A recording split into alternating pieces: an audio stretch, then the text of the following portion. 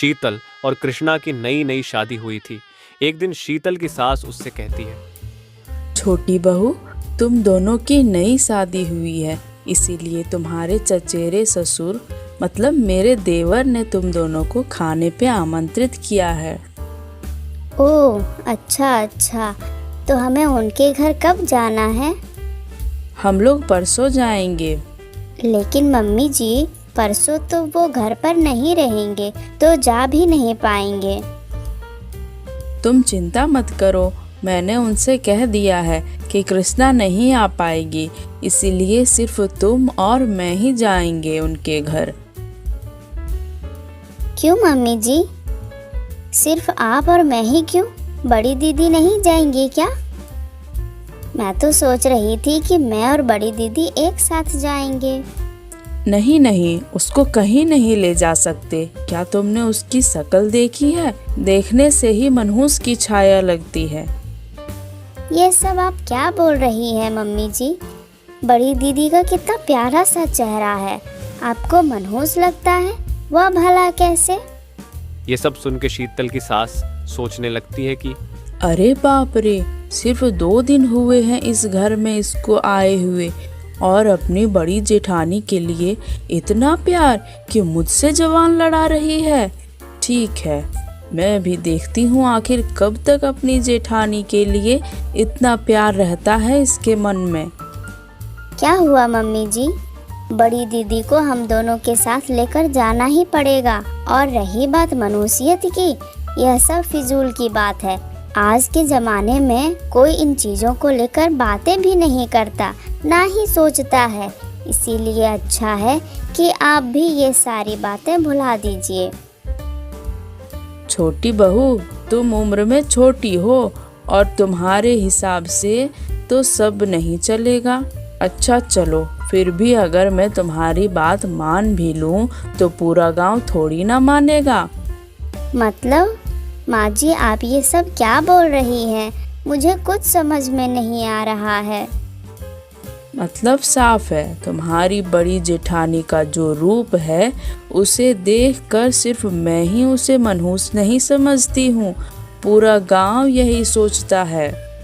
चलो मैं तुम्हारी बात मान भी लूं, लेकिन तुम्हारी चचेरी सास उसे एक पल के लिए भी अपने घर घुसने नहीं देगी। ओह, इसका मतलब ये है कि चचेरी सास किसी का भी रंग और रूप देखकर निमंत्रण देती है। मैं गोरी हूँ और मैं दीदी से थोड़ी सी देखने में सुंदर हूँ, इसीलिए उन्होंने मुझे सिर्फ निमंत्रण दिया। छी छी छी, इनकी सोच कितनी छोटी है। मैंने पहली बार ऐसा देखा है। छोटी बहू, तुम्हें नहीं लग रहा कि तुम ज्यादा बोल रही हो? एकदम नहीं माँ जी, उनकी हिम्मत कैसे हुई इस तरह से अपमान करने की? मैं उस घर में कतई अपने पाँव नहीं रखने वाली। आप चचेरी सास को कह दीजिएगा, जिस घर में बड़ी दीदी का सम्मान नहीं किया जाता, उस घर से रिश्ता रखने की मेरी कोई इच्छा नहीं है। ठीक है माँ जी, मैं रसोई घर जा रही हूँ, मुझे कुछ काम है। उफ, इस जीवन में ना जाने क्या क्या देखना पड़ेगा। भगवान ने थोड़ी रूप क्या दे दी, घमंड से लदी हुई है। लगता है बड़ी बहू ने कोई जादू टोना किया होगा, इसीलिए छोटी बहू बड़ी बहू के गुण गा रही है। मुंह पर मना कर दिया। नहीं, इसके साथ सख्ती बरतनी होगी, नहीं तो सर पर चढ़ जाएगी ये लड़की।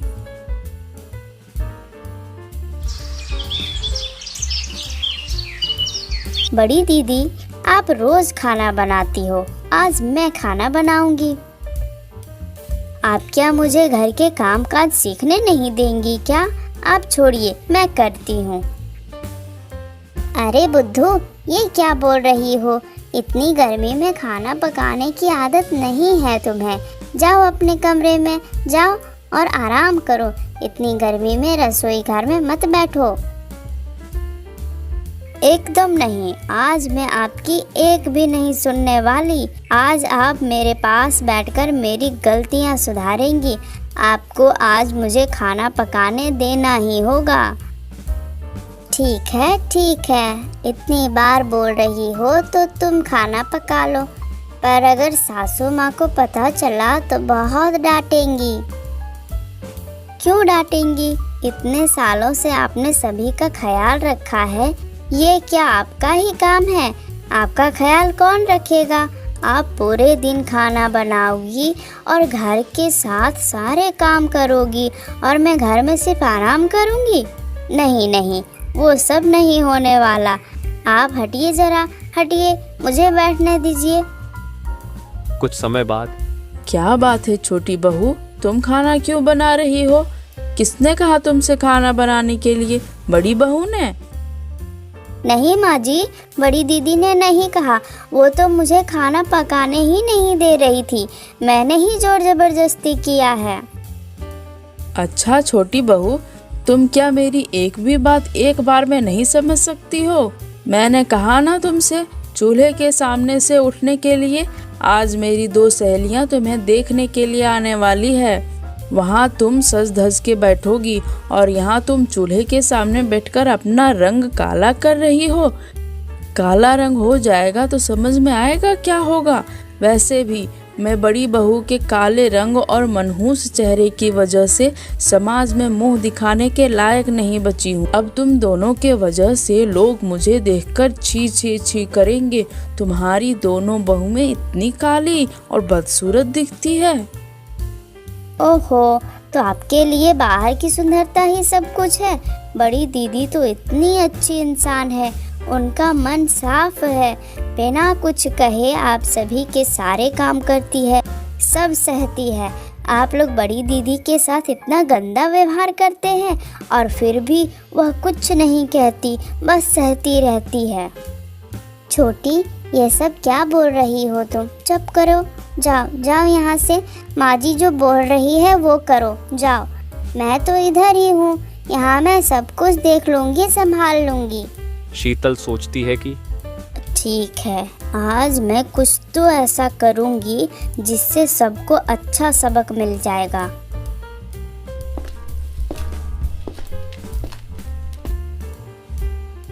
अरे तेरी छोटी बहू को तो बुलाओ। अरे कहाँ है तेरी छोटी बहू? बुलाओ तो उसे जल्दी से।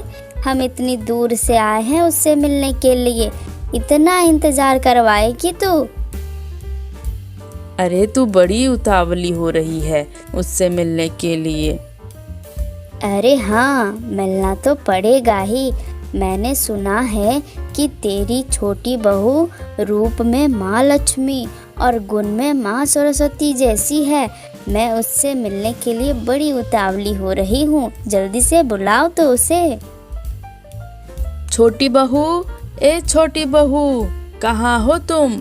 मेरी सहेलियाँ तुम्हारा इंतजार कर रही है, जल्दी से आ जाओ इधर। हाँ माँ जी, आ रही हूँ मैं। ये लीजिए, मुंह मीठा कीजिए आप लोग। ये सब कुछ मेरी बहू ने बनाया है, चख के देख तो कैसा बना है। क्या इतना स्वादिष्ट मिठाई और सिंघाड़े तुमने बनाए हैं? अरे वाह बहू, तुम तो सिर्फ रूप से ही सुंदर नहीं बल्कि गुण से भी बहुत सुंदर हो। मैंने तो पहले ही तुम्हारे बारे में सुन रखा है। आशीर्वाद देती हूँ बेटा। मुझे लगता है आप सभी को कोई गलतफहमी हो गई है। इनमें से एक भी चीज़ मैंने अपने हाथों से नहीं बनाई है, सब दीदी ने बनाई है। क्या ये सब उस मनहूस बदसूरत लड़की ने बनाई है?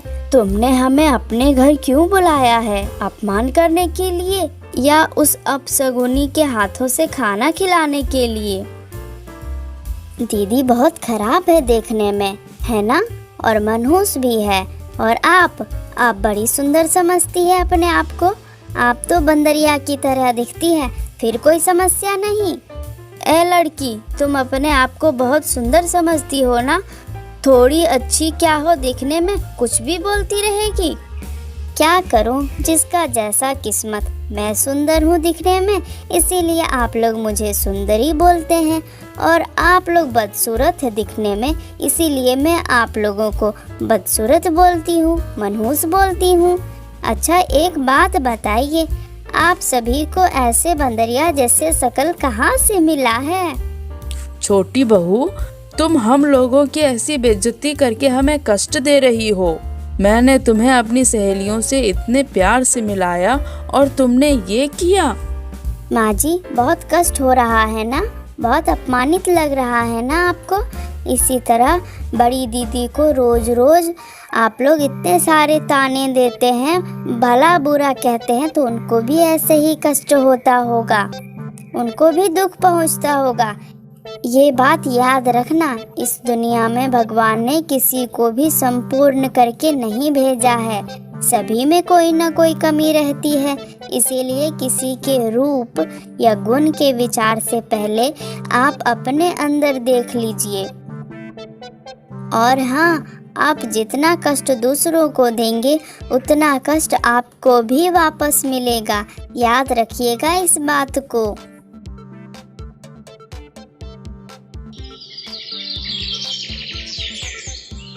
इस घटना के बाद माँ जी के व्यवहार में बहुत बड़ा बदलाव आया और उन्होंने अपनी बड़ी बहू को उतना ही प्यार दिया जितना कि छोटी बहू को। पर क्या हम लोगों में भी ऐसे बदलाव आए हैं, या फिर अब भी हम लोग इंसान के रूप और रंग से विचार करते हैं?